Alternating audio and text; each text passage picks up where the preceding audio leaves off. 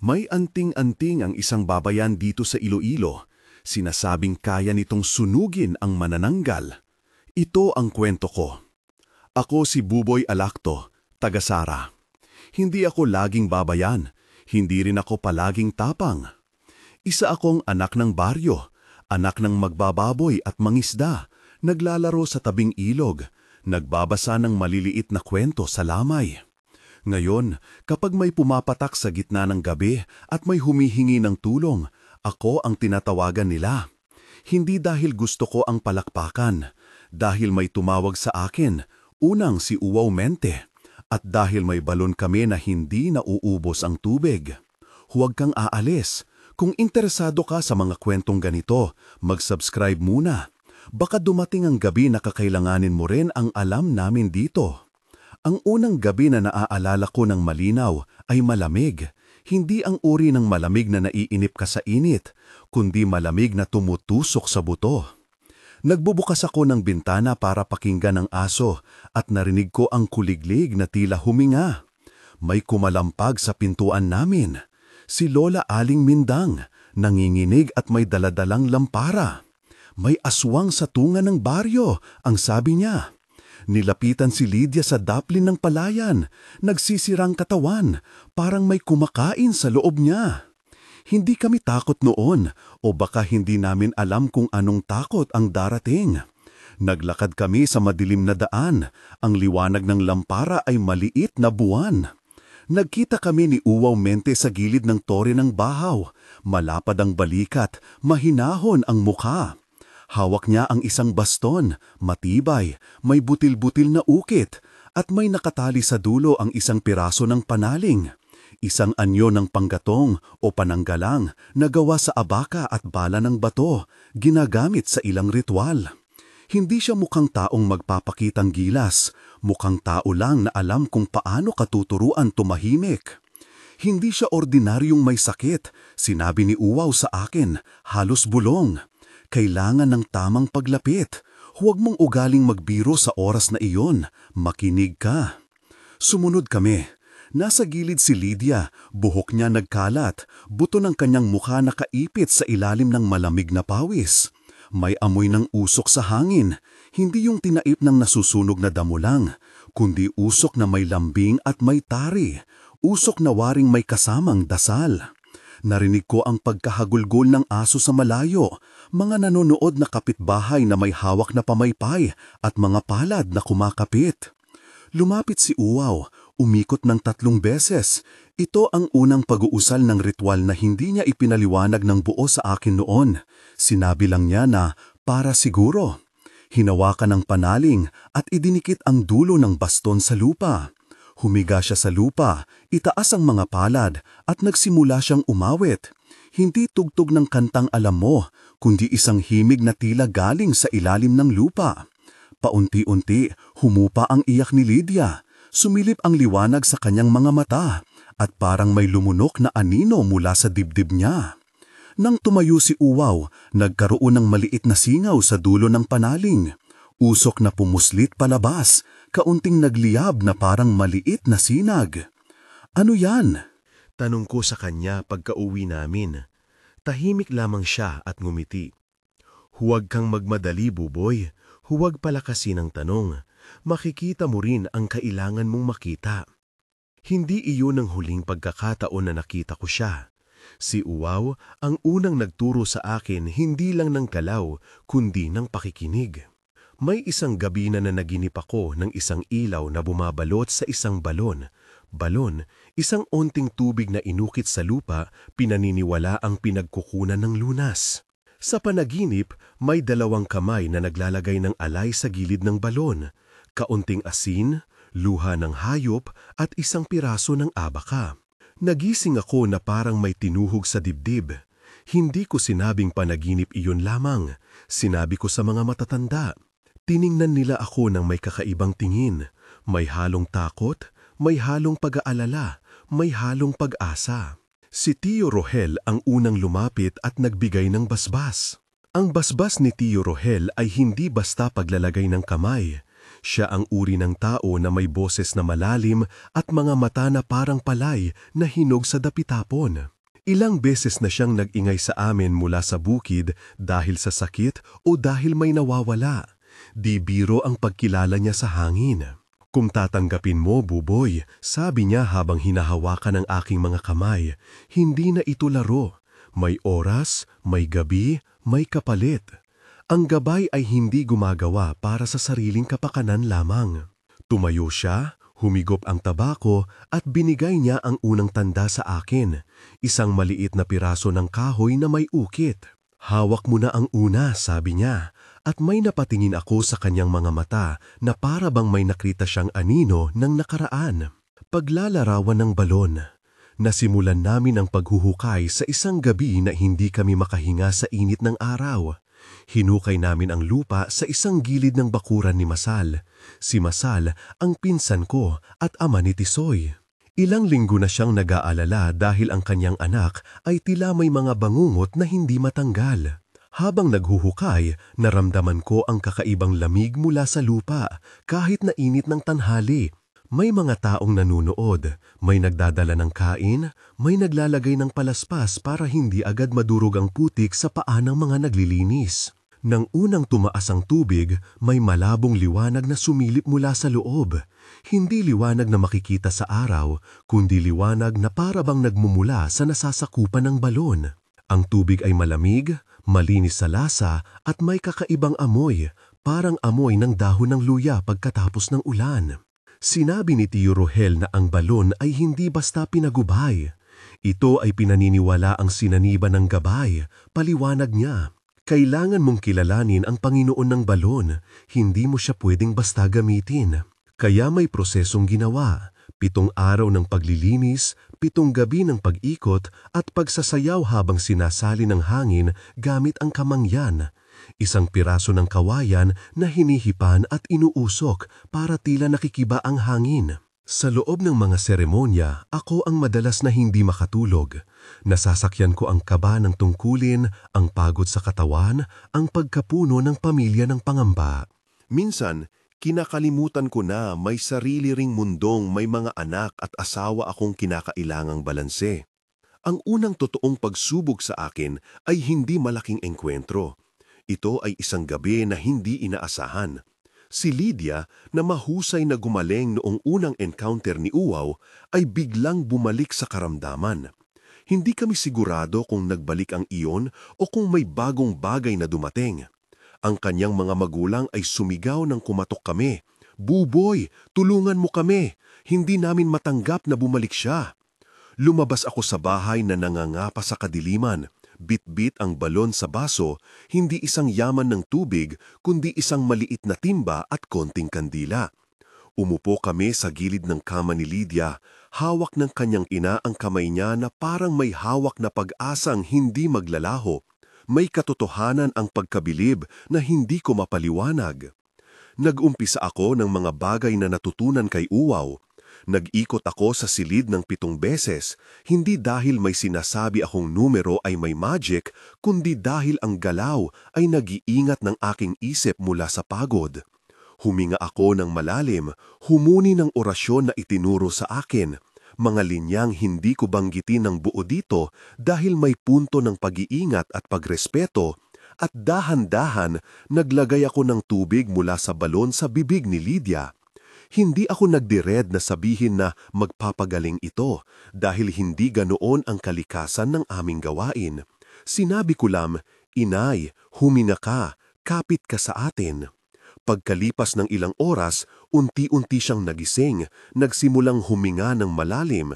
Ang kanyang ina ay umiyak ng malakas, hindi ng takot lamang, kundi ng ginhawa. Sa harap ko, sa liwanag ng kandila, nakita ko yung kaunting mga bulong ng pasasalawat sa hangin.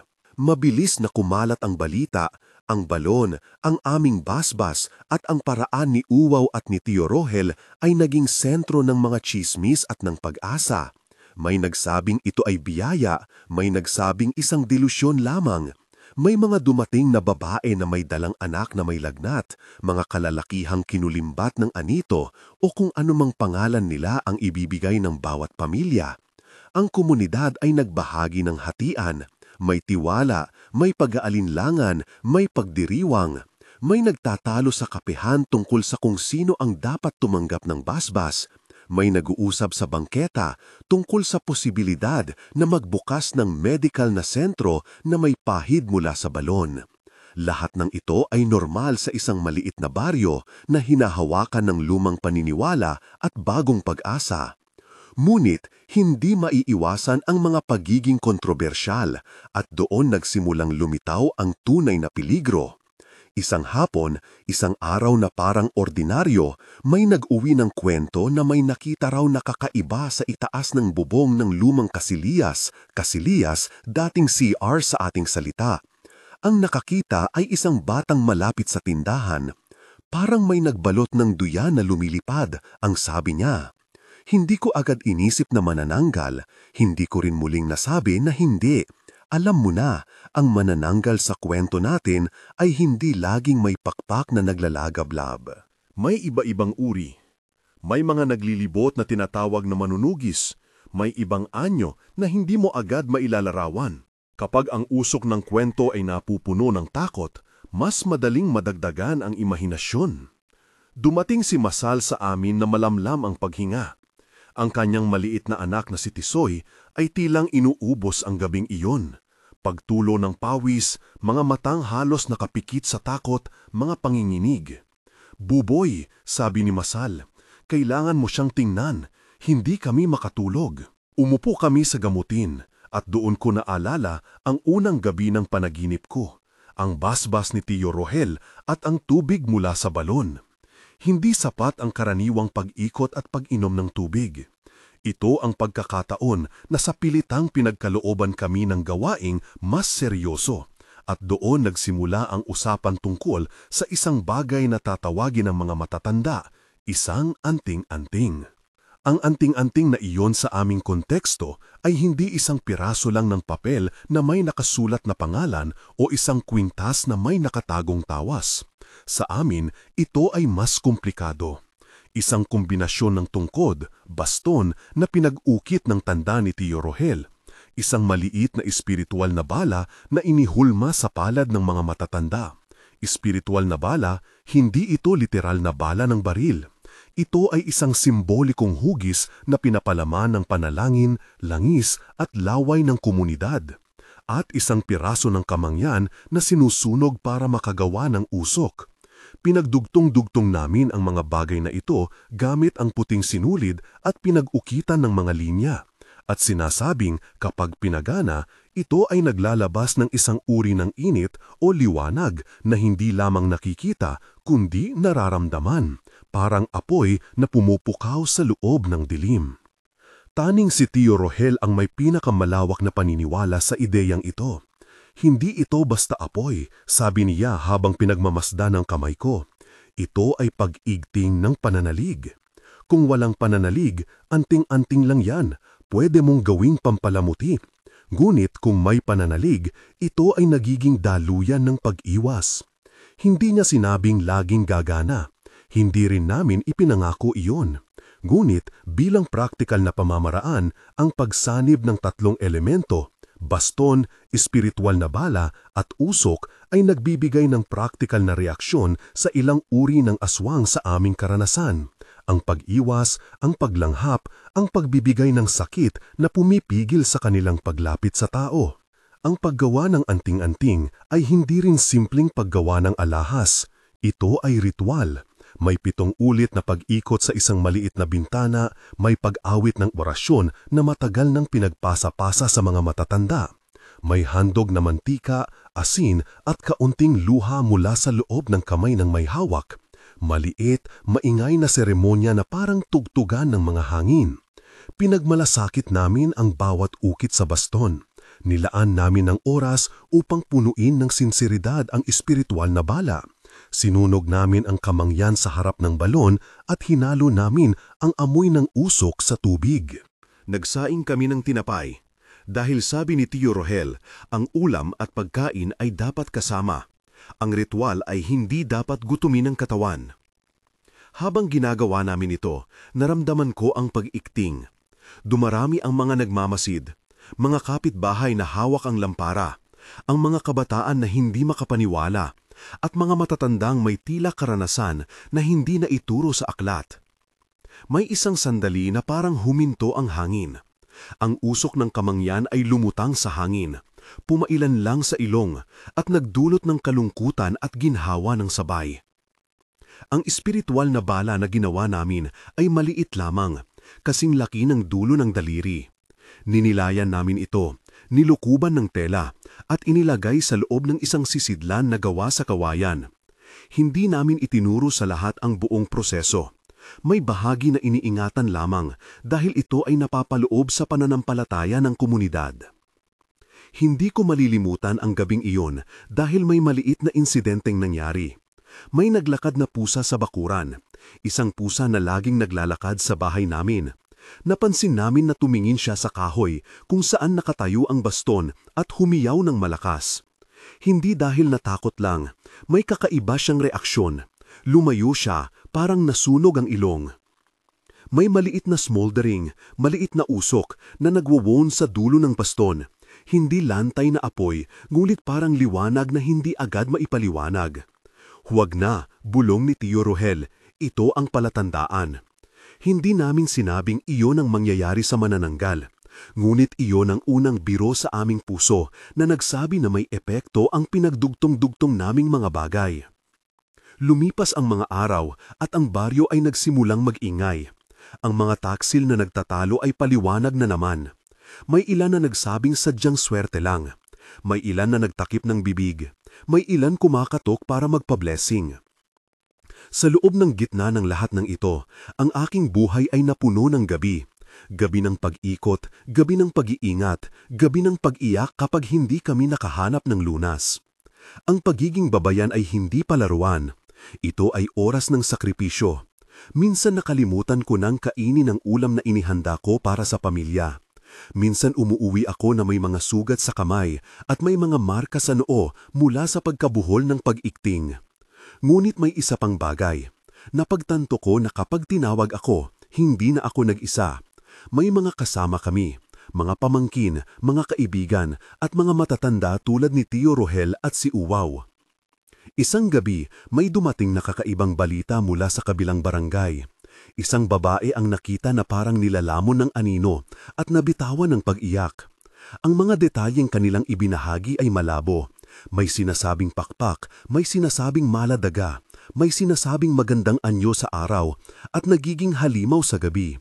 Sa totoo lang, may iba't ibang uri ng usapin na lumilitaw kapag nagkukwento ang mga tao. Ang susi para sa amin ay hindi palaging matukoy kung ano ang tawag nila. Ang mahalaga ay may tao naghirap at kailangan naming tumugon. Lumipas ang ilang araw bago dumating ang pagkakataon na sinubukan namin ang anting-anting sa isang totoong pagsubok. Ang pagkakataong iyon ay darating, hindi dahil naghahanap kami ng kaaway, kundi dahil siniguro kami ng sarili. Isang pagsubok na kailangang pagdaanan para makita kung ang pinagsama-samang bagay na aming ginawa ay may katotohanan sa praktikal na paraan. Huwag mong isipin na ginawa namin ito dahil gusto naming magpakahiro. Ginawa namin ito dahil may bata na si Masal na umiiyak sa gabing hindi matulog. May ina na hindi kumakain ng maayos dahil sa takot at may komunidad na naghahanap ng katahimikan.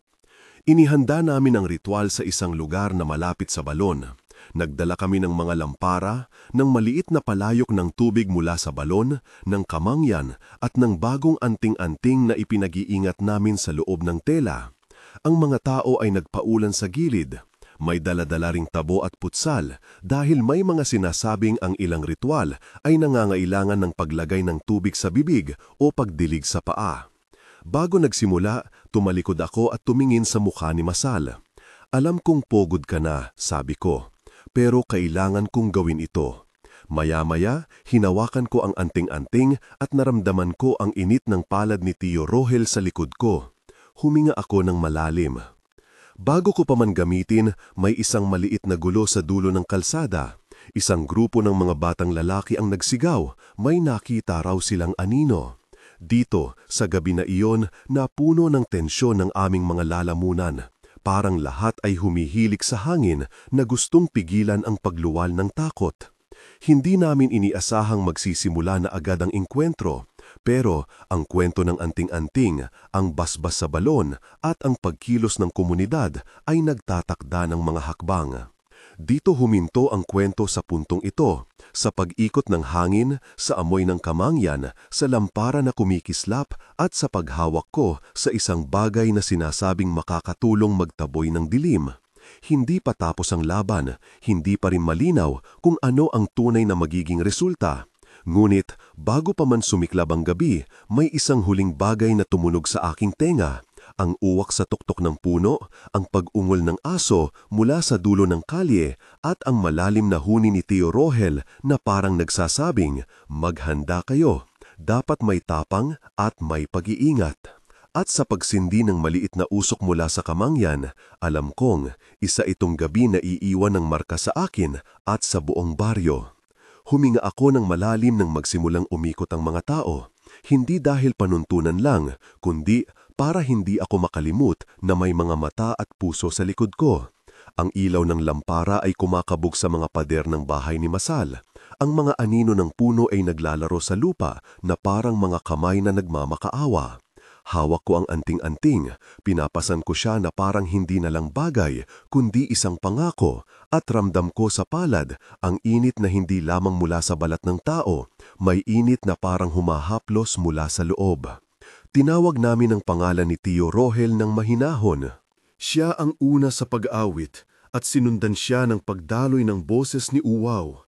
Magkaibang timbre pero pareho ang ihip.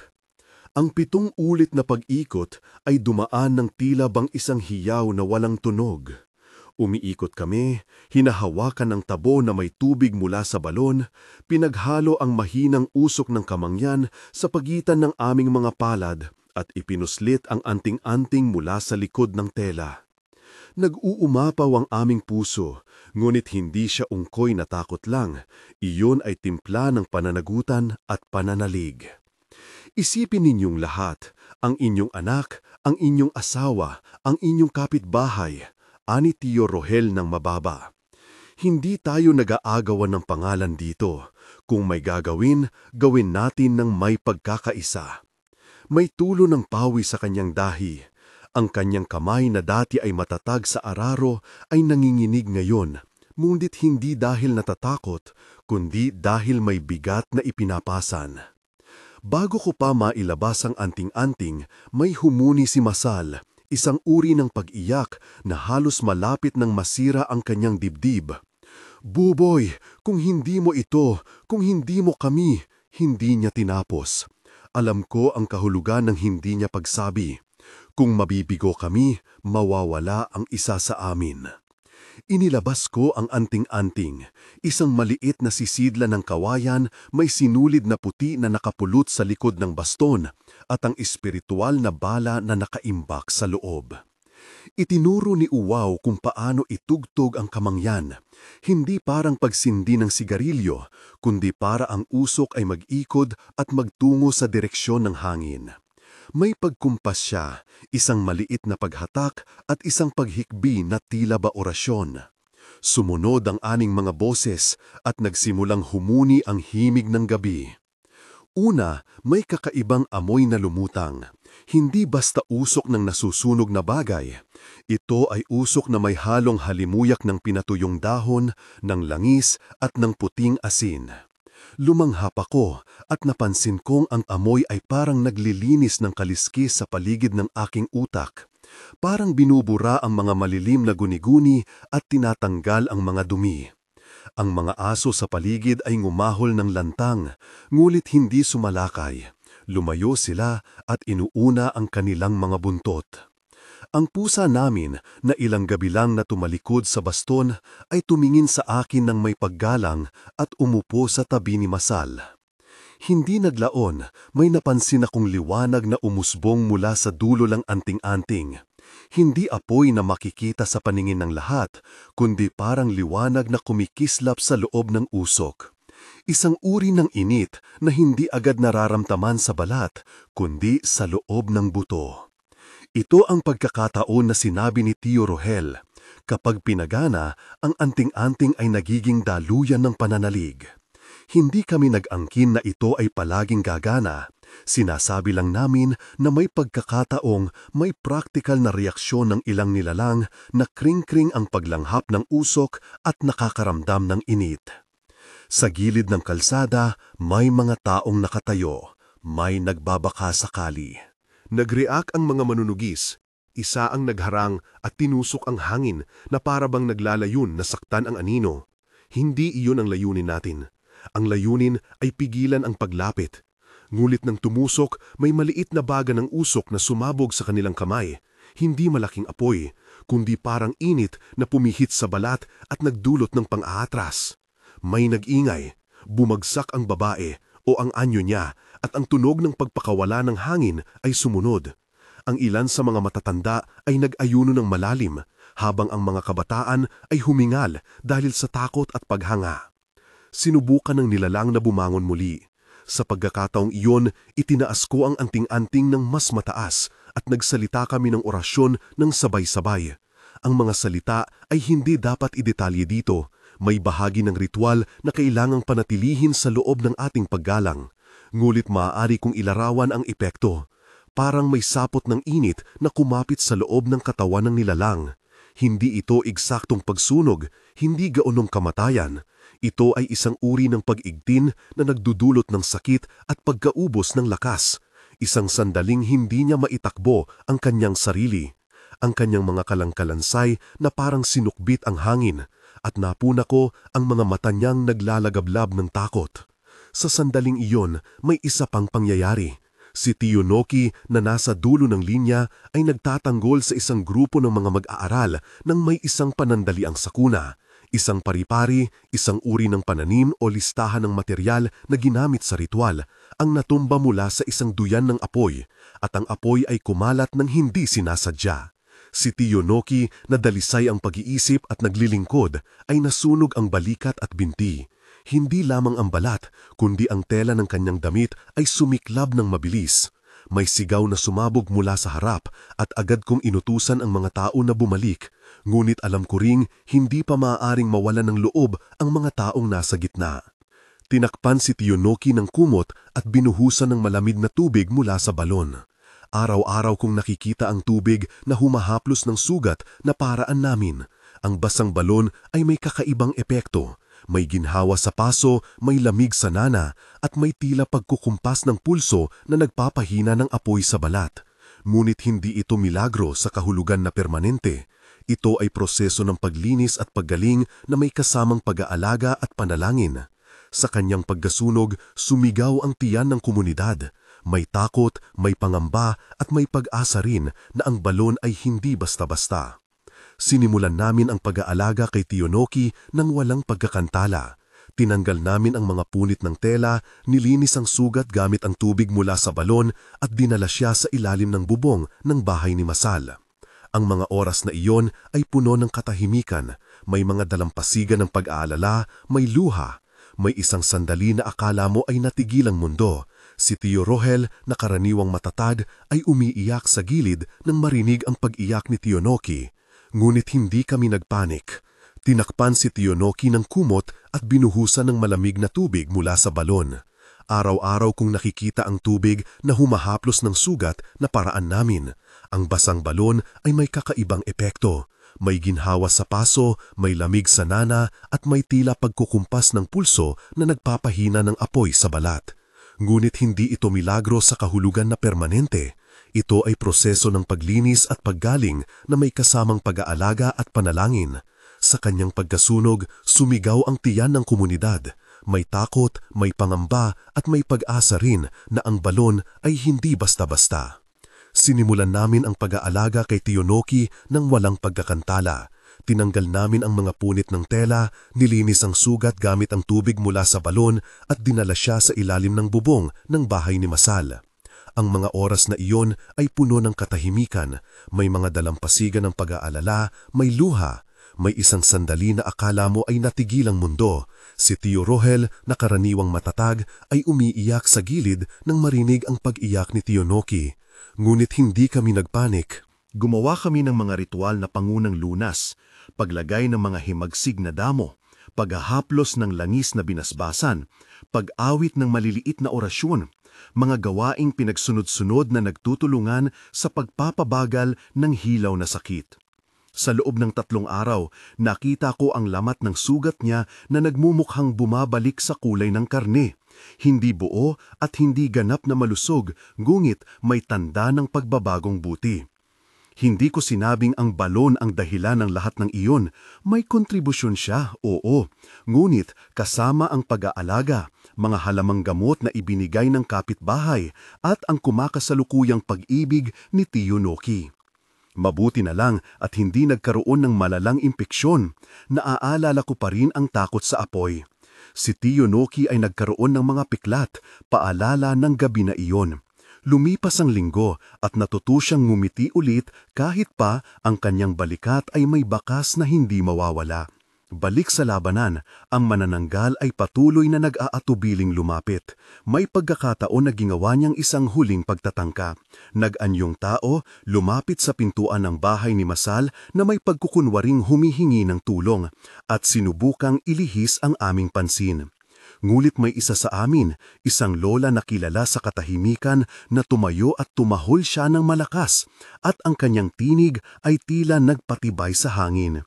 Napikit ang nilalang at sa pagkakataon na iyon, ginamit namin ang anting-anting ng mas matatag.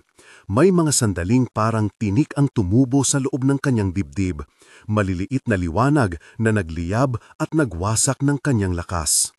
Ang huling tagpo ng gabi ay hindi puro eksaherasyon ng apoy. Hindi rin siya naglaho na parang bula. Siya ay umatras, may krus ang dibdib at biglang may isang iyak na pumutok mula sa pinagsamang tono niya, parang paglabas ng hangin na matagal ng kinulong. Hindi namin pinigilan ang pag-alis niya. Nag-uwi siya sa dilim at nakita namin ang kanyang anino na dumudulas sa gitna ng kawayanan na parang nasunog na dahon. Huminga kaming lahat at nagbulong ng pasasalamat. Ang ilan ay tumalbog sa halahak na may halong pag-iyak. Ang iba ay nanatili sa katahimikan dahil alam namin na hindi iyon ang katapusan. Nag-ikot kami at nagdasal. Hindi kami sumayaw ng malakas. Hindi kami nagdiwang ng pagkatalo sa paraang naglilimita sa malalim na pag-unawa ng pangyayaring iyon. Kinalimutan namin ang maliliit na sigalot sa kanto ng kalsada at tumutok sa pag-aalaga kay Tio Noki at kay Masal na ang anak na si Tisoy ay tila naggulat at hindi makapaniwala na gumaan ang kanyang dibdib. May bata na yakap ang kanyang ina ng matagal. Ang inang iyon ay hindi makapaniwala na nakahinga ng malalim ang anak niya. Sa sumunod na mga araw, dumami ang usapan. May nagsasabing nakita nila ang pagkasunog sa lugar kung saan humawak ang anting-anting. May nagsasabing ang manananggal ay napahiga sa isang puno at dumapa. May ilan na nagsasabing hindi niya talaga sinunog ang sarili, kundi siya mismo ang natuklaw ng paniniwala. Lahat ng ito ay natural. Ang magpapatunay ay ang mga maliliit na gawa. Ang mga sugat na nakita kay Tio Noki, ang pagsigla ni Tisoy, ang pag-ibig na muling lumalabas sa mismong tahanan ni Masal. Gumaling si Tio Noki ng dahan-dahan. Ang mga peklat niya ay naging kwento. May mga bata na nagsisipaglaro ng Tio Noki at may mga matandang tumatawa at sinasabi, "Huwag mo siyang tirahin, marami ang matututo." Kinailangan ko ring harapin ang mga kahihinatnan ng gabing iyon. Pagkaubos ng lakas, mga oras na hindi ako nakatulog, ang paglayo ng aking pamilya habang ako ay nagbabantay. May pagkakataon na sumagi sa akin ang tanong na madalas kong ikinakandili sa gabi. Para kanino ba ako gumigising tuwing may kumakatok? May sagot si Uwaw na lagi kong naaalala sa mga oras na parang ako'y malalim sa dagat. "Buboy," sabi niya isang araw habang nagiinom kami ng mainit na kape sa ilalim ng buwan, "huwag mong isipin na ikaw lang ang may umiiyak. Ang pagiging babaylan ay hindi tungkulin ng isang tao. Ito ay tinatawagan ng komunidad. Kapag tinawag ka, hindi ka nag-iisa. At kapag hindi ka tinawag, huwag mong pilitin ang sarili." May halahak siya pagkatapos ng payo niya, may luhang tumutulo sa sulok ng kanyang mata. Alam kong lagi niyang iniisip ang mga gabi na siya rin ay ang lumalakad sa dilim. Makalipas ang ilang linggo, bumalik ang normal o ang bersyon ng normal na akala namin. Ang balon ay patuloy na bumubuga ng malamig na tubig at may mga nagahalahak pa rin sa kainan kapag may naibigay kaming lunas. Ang buhay ni Masal ay nagpaunti-unti. Si Tisoy ay naglaro sa tabi ng ilaw na hindi natakot. At si Tio Noki ay nagbawas ng kanyang mga gawaing mabibigat para magpagaling ng kanyang katawan.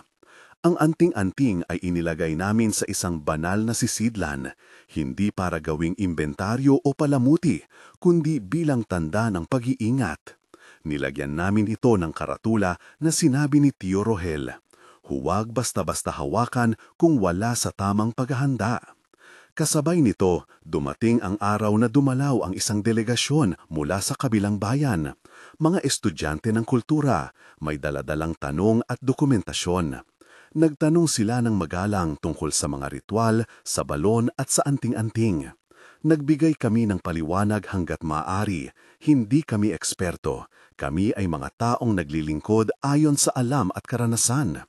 Tinalakay namin ang mga komponente ng ritual, ang 7 ulit na pag-ikot, ang kamangyan, ang baston, ang espiritual na bala, at binigyang diin namin na hindi ito mga panlunas na dapat ipangako bilang sigurado. Nagulat ako nang marami ang nagpakita ng paggalang at nagsabing nais nilang malaman para hindi maligit ang ating mga alam. Sa loob ng baryo, may mga pagkakataon na ang usapin ay nagdudulot pa rin ng puhang para sa pag-aalinlangan. May mga pamilyang hindi umaalis sa durungawan. May mga tao na nagbabantang magdala ng mga doktor at modernong gamot. Sinasalubong namin iyon ng payak. Ang tradisyon at modernidad ay pwedeng magkasama. Kapag may mas malalang sakit, ipinadadala namin agad sa ospital. Kapag may mga kaso na espiritual ang palatandaan, kami ay tumitingin sa aming mga paraan. Tinitiyak namin na walang pang-aabuso, na may respeto sa dangal ng pasyente, at na hindi namin ipinapako sa amin ang karapatan na kailanmang magpanggap na may kontrol sa lahat. Hindi mawawala ang mga alaala ng gabi kapag nagiiwan ng marka ang usok at ang anting-anting. Minsan, sa gitna ng gabi, nagigising ako at humihingop ng hangin, at naririnig ko ang isang bulong mula sa kawayan ng anting-anting. Pwedeng lamang memorya iyon, ngunit nagbubukas ito ng isang tanong: ano ang ibig sabihin ng kapangyarihan sa mundong ito? Para sa akin, natuto ako ang kapangyarihan ay hindi para sa sarili. Ito ay para sa komunidad at kalayaan ng mga tao mula sa takot. Lumipas ang mga buwan at habang dumarami ang karanasan, may mga pagdiriwang, ang pag-ani ng palay, ang kasal sa kabilang barangay, ang binyag ng anak ng kapitbahay. Sa bawat handaan, may usapan tungkol sa balon at sa gabing iyon. Hindi sa paraan ng palabas, kundi sa paraan ng paggunita. May pag-aalay, may pasasalamat, at may pag-aalala na hindi ito magulo. Pinananatili namin ang anting-anting sa isang sisidlan at tinuturo namin ang pagpapahalaga sa mga kabataan. Hindi ito laruan, ito ay tanda at responsibilidad. Maraming nagtanong sa akin kung madalas ba akong natatakot. Oo, natatakot ako minsan. Natatakot na baka may mga pagkakataon na hindi sapat ang aming kaalaman. Natatakot din ako na baka ang trabaho ko ay magdulot ng panganib sa asawa at mga anak. Pero sa kabila ng takot, may katiyakan ako na hindi ako nag-iisa. May mga kasamang nagtatrabaho, may uwaw at may Tio Rohel at may isang komunidad na nagbabantay. May isang pagkakataon na muli akong napahanap ng pagsubok. Hindi na ganoon kasing tindi ng inkwentro sa bubong, mulit may masela na sitwasyon. Isang babae ang nagdala ng anak na may paulit-ulit na lagnat na hindi nawawala sa gamot. Dinala namin siya sa balon, binigyan namin siya ng pag-inom ng maliit na kutsara ng tubig at gumawa ng maliliit na ritual na hindi mayabang. Sa ilang araw, ang bata ay humupa ang lagnat at ang ina ay umiyak sa aming harapan. Hindi namin idiin na ganito ang laging nangyayari. Sinabi namin, nagtrabaho kami ng buong puso at ibinahagi namin ang aming gawa. Yun ang pangako namin, tapat na paglilingkod. Sa dulo ng lahat ng ito, may isang aral na paulit-ulit kong sinasabi sa sarili at sa mga nakikinig. Respetuhin ang tradisyon, ngulit huwag ding ipilit na ito ang solusyon sa lahat ng problema ng tao. Ang balon ay isang biyaya at isang risgo. Ang anting-anting ay isang instrumento at hindi isang deus ex machina. Ang totoong gawa ay ang pakikiramay, ang pag-aala at ang walang sawang pagditing sa gitna ng gabi kapag may humihingi ng tulong.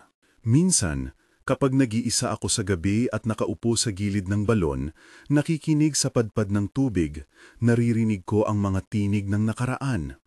Ang tinig ni Uwaw na nagsasabing, "Makinig ka." Ang mahinang paghinga ng isang ina na umiyak. Ang malalim na huni ni Tio Rohel. Hindi ko maipaliwanag ang lahat ng nangyari. Hindi ko rin kailangang ipaliwanag. Ang mahalaga ay ang gawain, ang mga paa na naglakad sa madilim, ang kamay na nag-alay ng langis, at ang pagdilig ng malamig na tubig sa noo ng isang pasyente. Sa kabilang banda, alam ko rin na ang mundo ay nagbabago at may mga pagkakataon na ang ating gawain ay kailanang makipagtalastasan sa agam at modernong medisina. Nagtatanong ang mga tao kung sasabihin ko pa ba ang kwento ng gabi na iyon sa harap ng iba. Sasabihin ko, ngulit hindi para magyabang. Sasabihin ko dahil may mga bagay na dapat ipaalala, na may mga gabay na hindi madaling makita, na ang pagtitiwala ng komunidad ay kayamanan, at na ang pagiging babaylan ay pag-ibig na may kaakibat na sakripisyo. Hindi ako nagsisisi na tinanggap ko ang landas na ito, kahit pa kung minsan ay nag-iisip ako kung ano ang buhay ko kung hindi ako tinawag. Laging naroroon ang mga anino ng kahapon, mulit kasama rin ang liwanag ng balon. Sa pagtatapos ng kwento ko sa inyo, hindi ko aasarin na sabihin na laging uubra ang anting-anting o ang balon.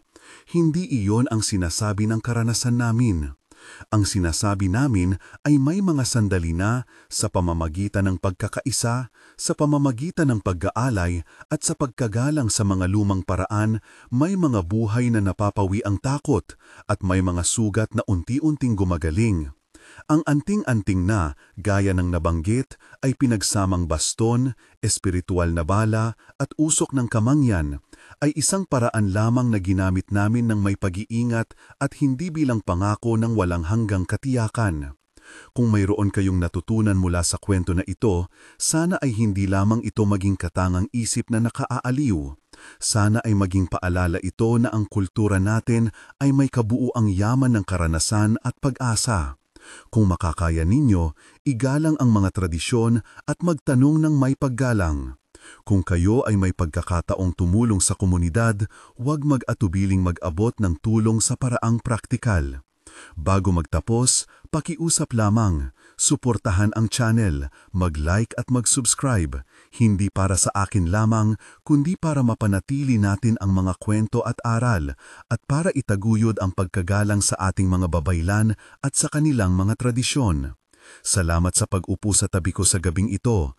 Naway mag-ingat kayo, at kung kailanman may kumatok sa inyong pintuan sa gitna ng dilim, sana ay may taong lalabas na may init ng pag-asa at malamig na tubig na dala.